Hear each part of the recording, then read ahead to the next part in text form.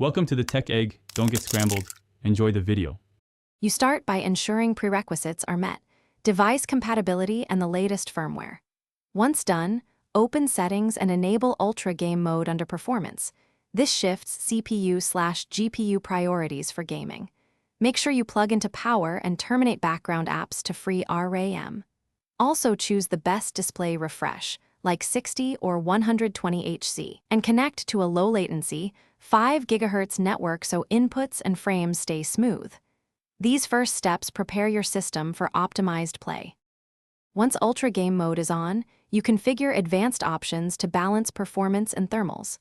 First, set CPU/GPU governors toward performance and cap the max frame rate to your display. This prevents wild fluctuation. Next, prioritize the game process in the System Manager and increase RAM cache allocation when possible. That reduces stutters. Then fine-tune thermal limits and fan profiles so sustained performance doesn't overheat components.